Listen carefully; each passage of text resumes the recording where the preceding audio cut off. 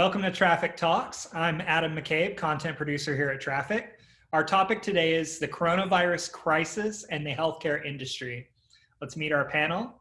First, we have Ramin Mousavi, Vice President of Global Marketing and Strategy and Chief Marketing Officer for Cathworks.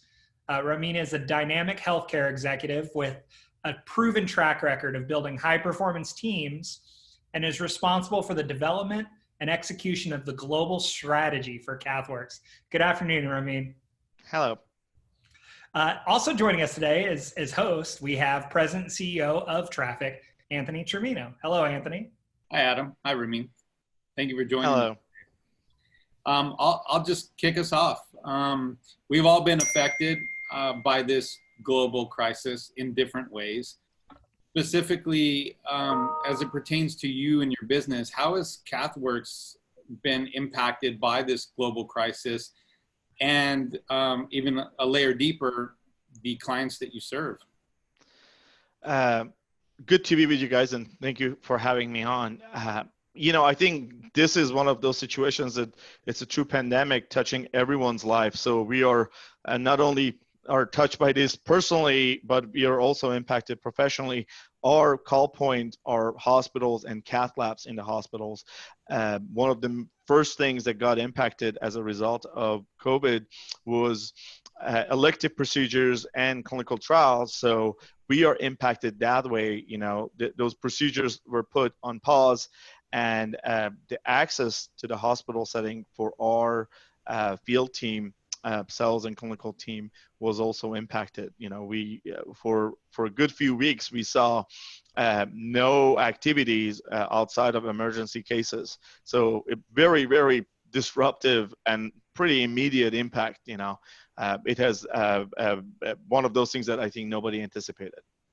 What I think is important too is let's describe what Cathworks is and what it is that you're providing the healthcare sector. I think that's important for our audience to understand who Cathworks is and kind of what about your platform. And why don't you explain what you guys do? Sure. So Cathworks is a non-invasive artificial intelligence-based platform that allows you to non-invasively recreate a 3D model of coronary artery of a patient and assess basically a blockage. As you know, the number one cause of death in the US is cardiovascular disease, and the number one cause within that bucket is your heart blockage.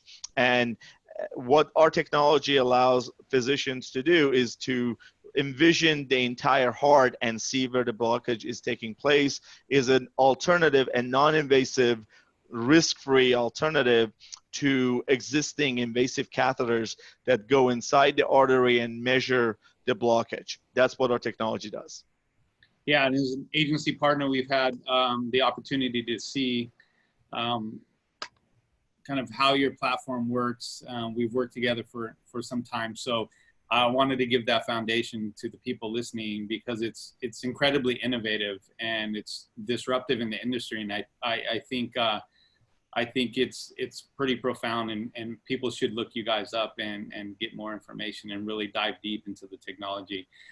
As we think about from a business perspective, the pandemic has forced a lot of us to recalibrate our goals for the year, whether they be sales goals or growth goals. We've had to recalibrate.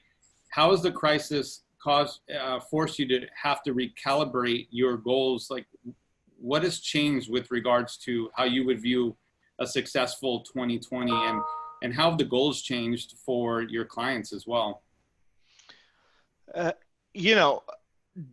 pandemic has brought to life, especially when you think about this direct correlation between patients that have cardiovascular disease who also end up having COVID. And it highlights the importance of why we do what we do and why it's important actually now even more than before to make sure the technology is available. And it kind of has doubled down our emphasis on making sure that as we are bringing this to the market, we are doing a good job. But given the fact that the dynamics have changed and we are working in a modified environment, it has forced us to really dig deep to think about how we can leverage a lot of things that we were not doing before. I think it's become very clear that a lot of travels that were happening before COVID, maybe they were not 100% necessary. And for all those people who doubted that you can be productive virtually, you can see that if that's the only way you can operate, then you become very good at it. One of the key things we've changed in our 2020 approach, and in fact, as you know, Anthony, a part of that work is in collaboration with the team at TRAFFIK, is making sure that we are fully leveraging virtual digital opportunities. We are engaging physicians in peer-to-peer training. They have more available time, and it's our way of getting to them. But we are also internally engaging our own team, our sales team, our marketing team, our clinical team in virtual formats, and kind of fully engaging everybody in an ongoing way. The key thing that we've changed for our 2020 approach is to find new ways to maintain and even increase our level of engagement with our physician partners and how we get our message out there. And, there are a lot of things that are proven that we're trying, and we're trying some new disruptive ways, which goes with disruptiveness of our technology, and brings new level of excitement for things we haven't done before. Yeah, the whole landscape of how you conduct business and solicit new business has changed. Conferences, to your point, are off the calendar for the rest of the year. Everyone's in a virtual environment. From a sales perspective, how are you reaching new audiences to pitch and present to your platform and to grow your business? Especially for us as an emerging, fast-growing startup company, it is really important that we put our resources where there's a return. COVID makes it even more important. So a lot of things that we were doing before now moves to the forefront. This notion of micro-targeting and geo-targeting the digital approaches that we've had now has a whole new degree of, importance for us. It becomes so important for us to be able to geo-target the customers that we have and get to them in advance of reaching out to them directly, make sure the information is available to them, and it is kind of customized to their need. But then we are following that up with a series of automated, customized messages that we can track and interact both through our field team and directly through our marketing team. Also, we have moved to a different level of engagement from a social media perspective. One of the most important things that we are experiencing is, being in a large 50 states environment, not every state is behaving the same.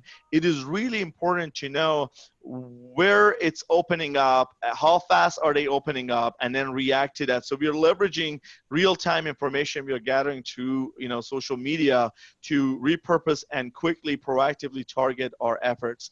Last, in the setting that we have, and this actually has come up from our own KOLs that we interact with, the importance of making sure that we actually carve out interactive virtual setting so physicians can leverage, as you mentioned, GONS are those large meetings. In fact, this morning, the largest meeting in our space that is in October got converted to a virtual format. TCT is now going to be in virtual format, which I'm happy because I will be at home for Halloween for once in more than a decade. My kids love that, but we no longer have that opportunity of one-on-one interaction. So what we need to do is not only send content in a presentation format, you need to really find a way to engage your audience in a true virtual manner. So we are experiencing a really, really cool setting in that format that, honestly, before it was really hard to be able to get the time from our interventional cardiology partners because they were so busy. They seem to have a higher appetite now to engage if it is meaningful. So we are focusing a lot on doing planning so these virtual engagements are really meaningful and we're not providing a one-way communication. I don't think those are really perceived as added value. Yeah, absolutely. That's kind of how you're connecting with your potential client base or prospect base. whether you have, for people listening, whether you have 2 employees or 2,000 employees, we've all had to rethink the way that we engage with our team, how we communicate with our team, how we keep them engaged, how we communicate the vision. I've had to do that myself with our team. How are you keeping engaged with your team members? How are you guys keeping aligned and kind of focused on the goal at hand? We have truly started leveraging some of these digital platforms that we've had for virtual connection.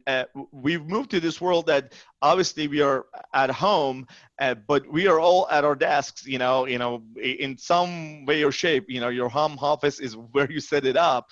But as soon as we need each other, so rather than having forced, Zoom calls or team calls where everybody has to be on it, we ping each other the minute we need each other, and we get on a video call. So the same way I would have walked to an office of someone and talked to them, we are engaging that way. And then we made this promise, and we're kind of executing on it, that rather than just creating work to keep everybody engaged, we are asking everybody in our team to really think about how they can be more effective in their ways. So we've had multiple weekly kind of virtual calls and video conferences where we focus on how we are changing a strategy. One thing that has become clear is we no longer can do business as usual. In fact, if you want to do that, we probably won't be successful. So as we are making the adaptation, one of the key elements for us to keep everybody engaged is to make sure everybody has some degree of ownership in how we're doing this together. And that has helped. We are very blessed. We have a very engaged and high potential, high energy teams. And I call that one of the biggest blessing of my life, that I've had teams of that caliber all throughout my career. They are all taking that leadership role of coming up with ideas, and we're continuing to get better. So let's just face it, and none of us has been perfect in this. We're learning as we go. We're figuring out what is not working. We're honest with our customers, asking them if they see value in the work that we're doing, and when they give us feedback, we're reacting to it very quickly. But since it's virtual, you can react to it really, really quickly. And you have the advantage of that startup buzz that the startups have, where everyone is still engaged, excited. We see that sometimes fall off a little bit with companies that have been established for quite some time. But you have that advantage of everybody still at the table. They're still hungry. They're still engaged. They're still excited. So that'll actually play well for you in this environment, because inherent in your staff will be that excitement about what's next, right? It is true. And as you know, we got a little bit of a head start advantage on this, because half of our team, the product development part of our team is in Israel. That's where Cathworks was founded back in 2013. And, and there's a team that's there, including our 2 founders. And we already were forced to do this because, we have to interact a lot, and we had got really good at the teams virtually interacting, and being able to do everything. Of course we travel back and forth, but to get the stuff done, now we have the teams here involved in the same way. And you're right, because one of the advantages of being in a startup setting is you put together a group of people who have a can-do attitude, and everybody knows that their job responsibilities, basically the list of whatever is out there that you have to do. Our teams now is taking that to heart, and we actually on Tuesday we are at one of the accounts that has opened up, and we have one of our sales reps in the account who I think we leverage FaceTime like I'd never seen us do the full virtual, troubleshooting of a platform in FaceTime, and we were able to do that. So it is good to maintain that energy and to take a step back, to stay focused on what is the role that we need to play as a company in this environment. As you know, we've lost a lot of lives through COVID, and it's important that we don't lose our focus on what the mission is. And there are a lot of patients that still need to benefit from what we do. So we can't let this slow us down. We have to adapt, and it won't be as easy as it was before. So I won't lie about that. Yes, it's harder to do some of these things virtually, but we're pretty committed, and we are excited because we think the technology that we have can help. So that keeps us motivated to move forward. Completely aligned with you on that. As we start to think now about the future, I'm sure that you've kind of looked months ahead, both at your organization and the industry as a whole. So as you start to forecast out, you know, what does the next 6 months look like for Cathworks, and what are you most excited about with regards to where the industry can go from here? First, my disclaimer, you know, my 8 ball is just as good as yours, so I don't know how things are going to open up or get any better, you know, so I have no knowledge of the future. But what we do know is that life as we knew it is not coming back. It's going to be a new normal, not the old normal. So from a technology perspective, I think one thing that this has brought to life is there is an important role to be played with these disruptive technologies, similar to Cathworks, you know, non-invasive technologies that have remote capabilities, you know, all the things that we know about COVID and interactions, close interaction, the risks with invasive, you know, procedures and the side effects, why you don't want to fully or overuse your ICU capacities. All of those things put focus on what we need to do with the technology. And one of the things that we are doing, actually thinking not only for 2020, but we are at a important crossroad for Cathworks, which our next step, you know, as you know, technology received approval back in 2018, and we completed a commercial pilot in 2019 and beginning of 2020. Our next thing is expansion globally. We have made changes on how we can fully leverage the technology's capabilities to do remote things and be able to leverage the non-invasiveness within this post-COVID world. From a internal structure perspective, we have done some restructuring of our focus and resources on, we need to double down on some of the digital capabilities. So, you know, some of it, as you know, we are engaged with your team on those things. We are trying to make sure that we are ready. So as soon as hospitals open up, not only we can be there to serve our healthcare providers, clinicians, and patients, but also we can do this in a sustainable and a scalable fashion, because it's not going to be just about August and September and October. We need to be in a place that we can serve our customers in 2021 and 2022. And as you know, when we come out of this, one of the things that's going to happen, all these heroes that we really, and truly the heroes, you know, in the hospitals, nurses, staff, clinicians, are going to have to deal with this overwhelming backlog of elective procedures and clinical trials. So we need to find a way to serve them. And you know, since time becomes even more valuable, we are trying to think ahead on how can we make sure that our teams are there to help their customers when the customers need them. And so a series of work has been done to have things available virtually, kind of on demand, rather than having to, you know, have everything in a face-to-face interactions. And we've changed our follow-through mechanism to leverage virtual formats in a really meaningful way.